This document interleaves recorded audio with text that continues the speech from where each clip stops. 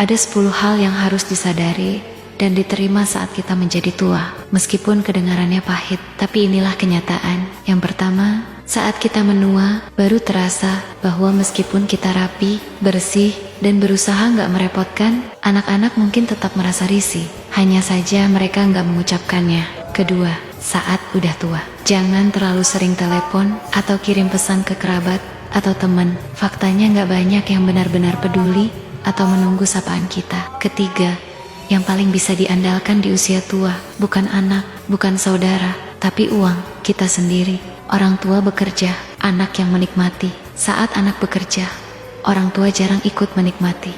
Pahit, tapi benar. Membesarkan anak adalah kewajiban, berharap anak jadi sandaran di hari tua adalah kesalahan. Keempat, ketika udah mulai sulit berjalan, barulah terlihat bahwa anak yang dulu kita sayangi sepenuh hati, kini fokusnya hanya pada keluarga kecilnya sendiri. Kita dulu mencintai mereka sepenuhnya, dan kini mereka mencintai anaknya dengan cara yang sama. Kelima, saat udah tua, kita sadar anak sebenarnya nggak membutuhkan kita.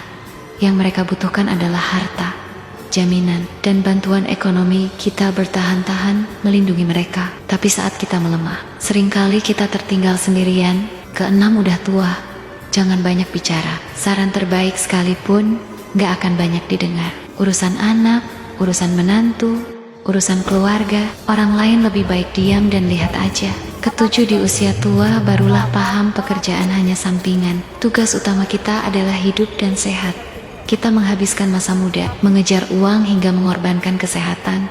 Lalu di masa tua, terpaksa menghabiskan uang untuk membeli kesehatan. Sayangnya nggak selalu berhasil.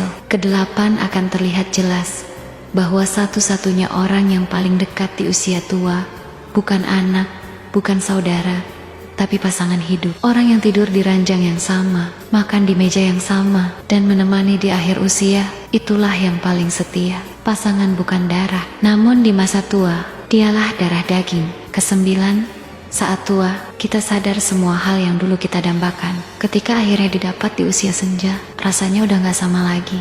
Barang yang dulu ingin dibeli, tempat yang dulu ingin dikunjungi, makanan yang dulu membuat bahagia, di usia tua rasanya biasa aja. Karena itu, selagi mampu, selagi sehat, jalani, nikmati secukupnya.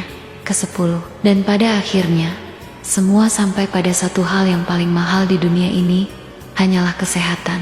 Dunia ini milik mereka yang sehat dan panjang umur. Kesehatan adalah tabungan. Kebahagiaan adalah bunganya. Jika tubuh sehat dan hati bahagia, barulah hidup benar-benar menjadi milik kita. Kesimpulannya sederhana. Di masa muda, rawat kesehatan. Di masa produktif, simpan uang. Di masa tua, jaga hati tetap tenang. Jangan serahkan kebahagiaanmu kepada orang lain, terutama bukan kepada anak-anakmu di usia berapapun. Sayangi diri sendiri.